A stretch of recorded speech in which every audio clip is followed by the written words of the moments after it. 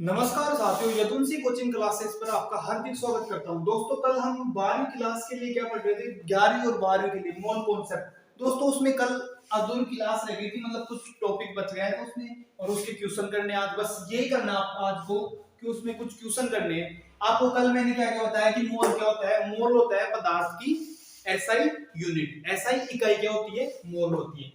दोस्तों, उसके बाद मैंने बताया कि किसी भी एक मोल पदार्थ में कणों की संख्या क्या होती है? फिक्स होती है, निश्चित होती है। उसको क्या बोलते हैं? अवोगाद्रो संख्या बोलते हैं। और अवोगाद्रो संख्या को किससे डिनोट करते हैं? Na से।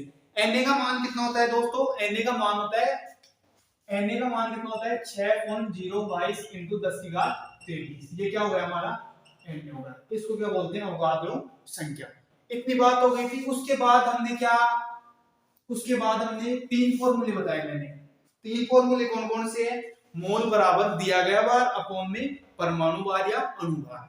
ये हो गया इसका फर्स्ट फॉर्मूला।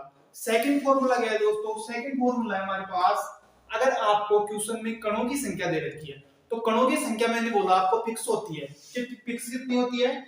फिक्स होती है Na क्या बोलते हैं? अवोगाद्रो संख्या। तो इसमें मैं बोल रहा हूं सेकंड फॉर्मूला क्या होगा? अगर कणों की संख्या दे रखी है तो नंबर ऑफ पार्टिकल अपॉन में क्या आएगा? Na।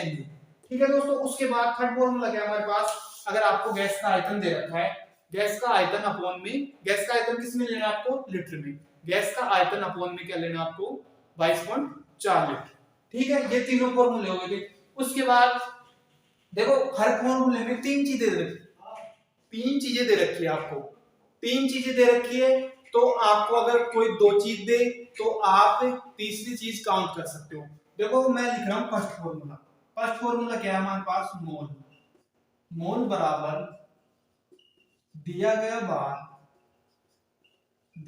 बार, इसको क्या बोलेंगे? Given rate. दिया गया बार अपॉन में परमाणु बार या अणु बार। ठीक है दोस्तों। दोस्तों, क्या बोल रहा हूं मैं? मोल बराबर क्या होगा? फर्स्ट फॉर्मूला क्या है हमारे पास? मोल बराबर दिया गया बार अपॉन में परमाणु बार या अणु बार। ठीक है। अब आपको अगर जैसे देखो, अगर मोल निकालना है तो आपको क्या देगा? बार देगा और आपको उसका परमाणु बार या अणु बार आपको निकालना पड़ेगा। ठीक है। जैसे मैं बोलता हूं आपको, मैंने मोल दे दिया। मान लो एक मोल पदार्थ में, देखो एक मान लो मोल क्या है? एक मोल आपके पास एक मोल है। मैं दे रहा हूं किसी भी पदार्थ का कितना? एक मोल है। तो एक मोल है तो इसकी जगह क्या आएगा? मोल की जगह एक आ जाएगा और इसकी जगह क्या? दिया गया बार। और ये क्या हो जाएगा? परमाणु बार या अणु बार, मॉलिक्यूलर वेट या एटॉमिक वेट। ठीक है, अणु बार। ये हो गया। देखो, मोल मैं बोल रहा हूं कि किसी एक पदार्थ मोल में उसका बार क्या होगा? तो एक मोल एक हो गया। ठीक है, मोल की जगह मैंने क्या रख दिया? एक रख दिया। उसके बाद देखो, दिया गया बार अपॉन में परमाणु बार, ये हमें फॉर्मूले में दे रखा है। ठीक है, तो देखो ये क्या हो जाएगा? इसको क्रॉस मल्टीप्लाई कर सकते हैं तो ये क्या हो जाएगा? दिया गया बार बराबर में परमाणु बार या अणु बार। ये आ गया हमारे पास निकल के। एक चीज निकल गई हमारे पास कि दिया गया बार किसके बराबर हो रहा है? परमाणु बार या अणु बार। दोस्तों, ये कब होगा? जब आपके पास क्या दे रखा है? एक मोल। तो ये किसके लिए आ रहा है? एक मोल पदार्थ में, एक मोल पदार्थ में क्या है? एक मोल पदार्थ में क्या है? बार। एक मोल पदार्थ में अगर आपसे बार पूछे तो क्या है? उसके परमाणु बार के बराबर होगा। ठीक है दोस्तों, ये हो गई फर्स्ट बार। अब सेकंड लेते हैं हम। सेकंड फॉर्मूला क्या है हमारे पास? सेकंड फॉर्मूला क्या था हमारे पास? कणों की संख्या। सेकंड फॉर्मूला है हमारे पास कणों की संख्या फॉर्म में Na। कणों की संख्या, कण आपको बताए थे परमाणु, अणु, आयन, इलेक्ट्रॉन, प्रोटॉन इत्यादि। ठीक है, सभी क्या है? कण। कणों की संख्या दे रखी है तो उसके अपॉन में क्या लगाना आपको, Na। Na का मान कितना हो गया 6.022 इंटू 10 की घात 23। ठीक है Na। तो देखो इसमें भी अगर आपको दे रखा है 1 मोल पदार्थ, अगर आपसे पूछ ले 1 मोल पदार्थ में कणों की संख्या कितनी होगी, मैं क्वेश्चन क्या बोल रहा हूं, 1 मोल पदार्थ में, देखो मैं पहले क्वेश्चन लिख रहा हूं, 1 मोल पदार्थ में, 1 मोल पदार्थ में कणों की संख्या, 1 मोल पदार्थ में कणों की संख्या क्या होगी, मैं ये पूछना चाह रहा हूं। अब देखो 1 मोल, मोल कितना दे दिया हमें 1, और पदार्थ में क्या पूछना है, कणों की संख्या, तो मोल बराबर क्या लिखना है 1। ठीक है, ये फॉर्मूला रखा हूं मैं, मोल बराबर क्या हो गया 1, जो हमें क्वेश्चन दे रखा है। कणों की संख्या पूछ रहा है वो ऐसे कैसे आ जाएगी, और अपॉन में क्या आएगा Na, अपॉन में क्या आएगा Na। ठीक है, ये इससे क्रॉस मल्टीप्लाई होगा तो क्या होगा, कणों की संख्या, क्योंकि हम कणों की संख्या निकाल रहे हैं, कणों की संख्या, इसको क्या बोलेंगे नंबर ऑफ पार्टिकल, ये किसके बराबर हो जाएगी Na के बराबर। तो हमारे पास दूसरा निष्कर्ष क्या निकल गया है दोस्तों, दूसरा निष्कर्ष ये निकल गया है कि किसी भी 1 मोल पदार्थ में, किसी भी 1 मोल पदार्थ में कणों की संख्या किसके बराबर होगी, Na के बराबर होगी। Na का मान कितना होता है 6.022 into 10 की घात 23। तो 1 मोल पदार्थ में कणों की संख्या कितनी हो जाएगी 6.022 into 10 की घात 23। ठीक है दोस्तों, ये हो गया सेकंड फॉर्मूला। थर्ड फॉर्मूला क्या है हमारे पास, थर्ड है गैस के लिए, और किस पे, एचटीपी पे। गैस के लिए और किस पे, एचटीपी। तो इसमें क्या आएगा, गैस का आयतन, गैस का आयतन, गैस का आयतन, ये किस में लेना है लीटर में। ठीक है, और नीचे जाएगा 22.4, 22.4। ठीक है, ये भी लीटर में, और ये किसके लिए आ रहा है, गैस के लिए, किसके लिए आ रहा है, गैस के लिए। ठीक है, और गैस। तो इसमें मैं बोलता हूं फिर से क्वेश्चन कि 1 मोल पदार्थ में गैस का आयतन, 1 मोल पदार्थ में गैस का आयतन कितना होगा, 1 मोल पदार्थ में गैस का आयतन कितना होगा। ठीक है, इसमें क्या काउंट करना आपको, volume of gas, volume of gas, gas का आयतन। तो वापस हमने क्या दे दिया, 1 मोल दे दिया, क्वेश्चन में क्या बोल रहा है 1 मोल। तो मोल की जगह क्या रखना आपको, मोल की जगह रखना आपको 1, मोल की जगह क्या रखना है 1 हो गया, और ये गैस का आयतन हो गया, गैस का आयतन हो गया।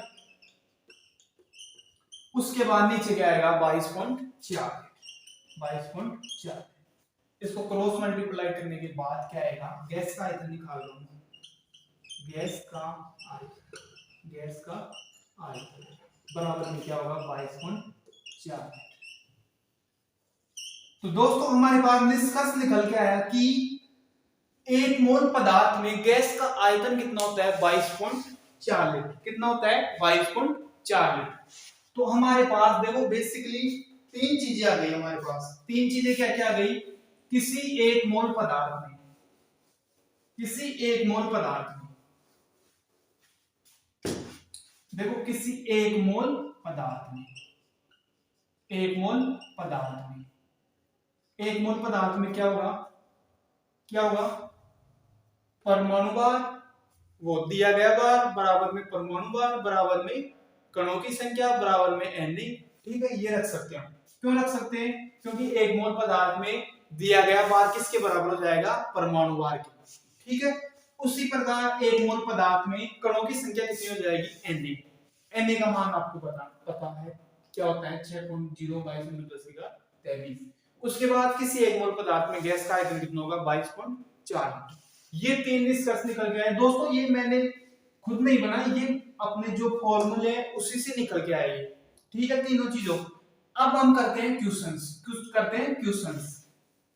मैं आशा कर रहा हूं कि आपको क्लास समझ में आ रही होगी, जो भी कल मैंने 3 फॉर्मूले बताए वो आपको समझ में आ गया होगा, अवगाद्रो संख्या बताई, उसका मान कितना होता है, ये चीजें आपको समझ में आ गई होगी।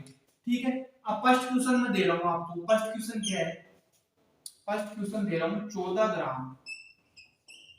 ग्राम नाइट्रोजन, 14 ग्राम नाइट्रोजन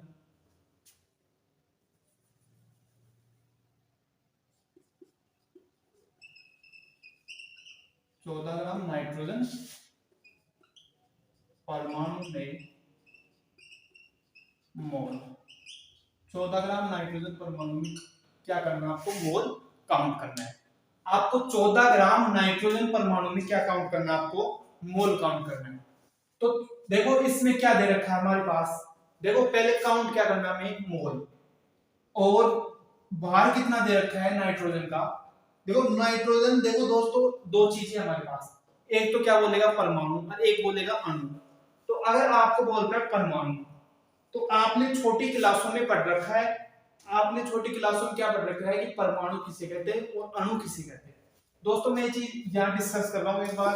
अगर आपको बोलता है नाइट्रोजन परमाणु तो वो बोल रहा है नाइट्रोजन अकेले के लिए। अगर वो बोलता है नाइट्रोजन का अणु तो बोल रहा है N2 के लिए। ठीक है, अगर नाइट्रोजन परमाणु पूछ रहा है तो वो आएगा अकेला, सिंगल। ठीक है, और अगर नाइट्रोजन अणु के लिए पूछता है तो क्या आएगा? वो नाइट्रोजन, क्योंकि परमाणु परमाणु मिलके क्या बनाते हैं? अणु बनाते हैं। ठीक है, तो अब ये क्या पूछा है हमारे पास? 14 ग्राम नाइट्रोजन परमाणु में मोल। तो परमाणु दे दिया, और नाइट्रोजन का कितना होता है? अरे नाइट्रोजन का द्रव्यमान, परमाणु द्रव्यमान कितना होता है?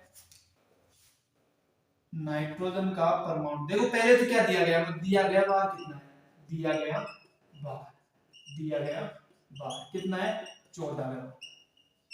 और क्या पूछ रहा है? नाइट्रोजन परमाणु। नाइट्रोजन परमाणु का द्रव्यमान कितना हो जाएगा? नाइट्रोजन परमाणु का N परमाणु का मास कितना हो जाएगा? N परमाणु का मास कितना हो जाएगा? कितना होगा दोस्तों? 14। कितना होगा? 14। कितना होगा? 14। वो सॉरी, हाँ, जो कितना होगा? 14 होगा। कितना होगा? 14। और इसको किससे दर्शाते हैं? यू से, ANMU या यू से। ठीक है, 14 ये होगा। ठीक है, उसके बाद हम क्या निकालना है?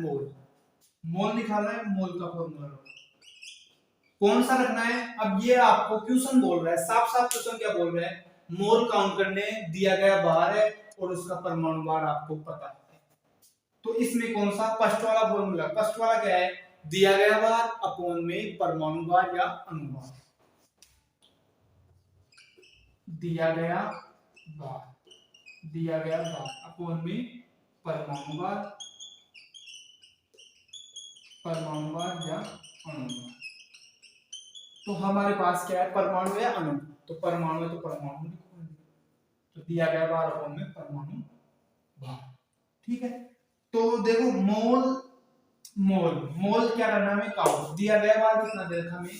14 ग्राम। कितना दे रखा है? 14 ग्राम। और परमाणु बार कितना होगा? परमाणु बार भी कितना होगा? 14। तो कितने मोल आ गए? इनको काटेंगे तो 1 मोल। कितना मोल आ गया?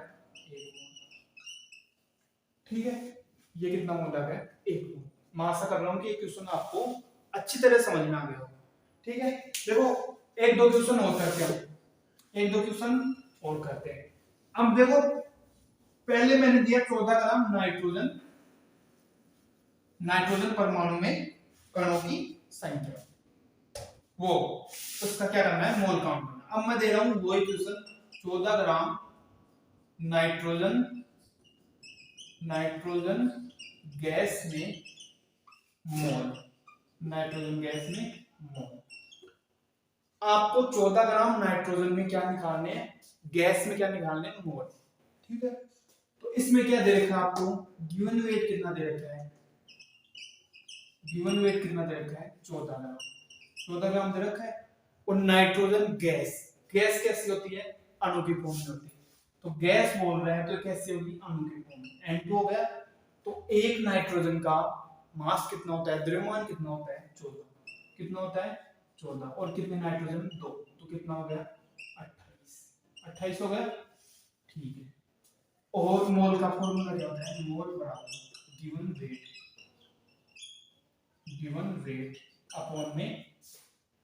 अपॉन में क्या है हमारे पास? अणु क्या बोलेंगे? Molecular weight.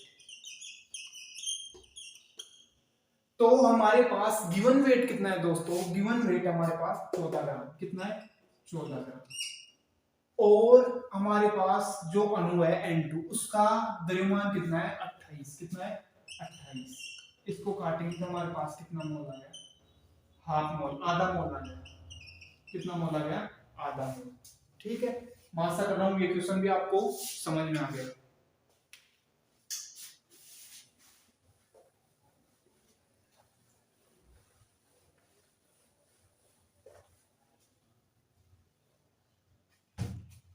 अब आपको एक क्वेश्चन बता रहा हूं कि 22 ग्राम CO2 में 22 ग्राम CO2 में क्या बोल रहा हूं, 22 ग्राम CO2, CO2 क्या हो गया, कार्बन डाइऑक्साइड। 22 ग्राम CO2 में कणों की संख्या, 22 ग्राम CO2 में नंबर ऑफ पार्टिकल, कणों की संख्या ज्ञात करो। 22 ग्राम CO2 में कणों की संख्या ज्ञात करो। तो आपको देखो 22 ग्राम CO2 में कणों की संख्या ज्ञात करो। दोस्तों अच्छा क्वेश्चन है और इंपॉर्टेंट क्वेश्चन भी है। अच्छा क्वेश्चन कैसे है अभी मैं आपको बताता हूं। देखो इसमें पहले तो क्या करना है, आपको मोल्स निकालने हैं, क्योंकि इसमें डायरेक्ट कणों की संख्या नहीं काउंट कर सकते। क्यों नहीं कर सकते अभी मैं आपको, देखो इसमें क्या दे रखा, हमें बार दे रखा है, दिया गया बार कितना है 22 ग्राम। तो गिवन वेट कितना है हमारे पास 22 ग्राम। और CO2 का मोलिकुलर वेट क्या होगा, मोलर द्रव्यमान क्या होगा दोस्तों, CO2 का कितना होगा। देखो कैसे काउंट करते हैं, या आपने सीख रखा होगा मेरे हिसाब से तो, क्योंकि छोटी क्लासों में आता है कैसे काउंट करते हैं। जैसे हमारे पास कार्बन कितने, इसमें एक कार्बन, तो एक कार्बन का मास कितना हो गया 12, 12 हो गया। ठीक, उसके बाद प्लस लगाओ। ऑक्सीजन कितने हमारे पास 2, एक ऑक्सीजन का कितना होता है 16, कितना होता है 16, तो कितने हैं 2, तो कितना हो गया 12 प्लस में 32, कितना हो गया 44। तो हमारे पास CO2 का कितना हो गया 44, CO2 कितना हो गया 44। और मोल बराबर क्या होता है, गिवन वेट अपॉन में मॉलिक्यूलर वेट। तो दिया गया बार कितना है 22 और ये कितना है 44, तो हमारे पास कितना मोल आ गया, आधा मोल आ गया। कितना मोल आ गया, आधा मोल। ठीक है, तो हमारे पास मोल कितने आ गए, आधे मोल। दोस्तों अभी मैंने सेकंड फॉर्मूले में एक डिस्कस आया था कि किसी भी एक मोल पदार्थ में, किसी भी एक मोल पदार्थ में कणों की संख्या क्या होती है Na, कितनी होती है Na। ये क्वेश्चन उसी से सोल्व होगा, किसी भी एक मोल पदार्थ में कणों की संख्या क्या होती है Na। मैं लिख रहा हूं किसी भी एक मोल, किसी भी एक मोल पदार्थ में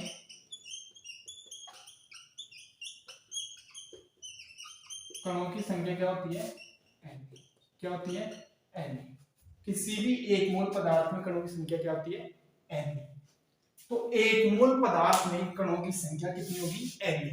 तो हमारे पास क्या है, कण क्या है हमारे पास, पदार्थ कौन सा है हमारे पास CO2, कौन सा है CO2 है। तो एक मोल CO2 में, अब मैं यहां लिख रहा हूं एक मोल CO2 में कणों की संख्या, एक मोल CO2 में कणों की संख्या, एक मोल CO2 में कणों की संख्या कितनी होगी Na होगी। इस बात को आप मान रहे हो, Na होगी। Na का मान कितना होता है 6.022 × 1023। इसको कैलकुलेशन के लिए आप क्या ले सकते हो, कैलकुलेशन के लिए ले सकते हो आप 6 × 1023। ठीक है, ओनली कैलकुलेशन, उससे क्या होता है कैलकुलेशन थोड़ी इजी हो जाती है। ठीक है, एक मोल CO2 में कणों की संख्या कितनी हो गई Na। तो दोस्तों हमारे पास मोल कितना है आधा, मोल कितना है आधा। तो हाफ मोल में, आधे मोल में CO2 में कणों की संख्या, कणों की संख्या कितनी हो जाएगी आधी हो जाएगी। कितनी हो जाएगी आधी, Na/2 आधी हो जाएगी। तो कणों की संख्या कितनी हो जाएगी आधी, मैं इसको याद रखता हूं Na हो जाएगी। तो आधे मोल में CO2 में कणों की संख्या कितनी हो जाएगी आधी, Na/2। Na का मान 6 × 1023। अपॉन में 2। तो कितना आ गया, ये क्या हो जाएगी, आधे मोल CO2 में कणों की संख्या। ठीक है दोस्तों, मैं आशा कर रहा हूं कि ये क्लास आपको समझ में आ गई होगी। दोस्तों अगर फिर भी आपको किसी क्वेश्चन में दिक्कत आए, किसी भी क्वेश्चन में, जैसे मैं 4-5 क्वेश्चन करवाया, अगर इनमें किसी में भी दिक्कत आए तो आप कमेंट बॉक्स है जो उसमें मैसेज करो कि सर इस क्वेश्चन में दिक्कत है, और अगर और भी हम क्या कर सकते हैं इसमें क्लास में, और क्या सुधार कर सकते हैं, आप हमें बताइए कमेंट बॉक्स में जरूर। और अगर आपको कोई दिक्कत आती है तो आप प्लीज जरूर कमेंट करना कि सर हमें यहाँ दिक्कत आ रही है। और ये हमारा मोल कॉन्सेप्ट कंप्लीट हो गया। मैं आशा करता हूँ कि आपको अच्छी तरह समझ में आ गया होगा। ठीक है दोस्तों, अगर आपको क्लास अच्छी लगती है, अच्छी का मतलब ये नहीं कि क्लास देखने में अच्छी लग रही है, वैसे अगर आपको समझ में आ रहा है अच्छी तरह, तो आप क्लास को लाइक करें, वीडियो को सब्सक्राइब करें और चैनल को सब्सक्राइब करें। धन्यवाद दोस्तों।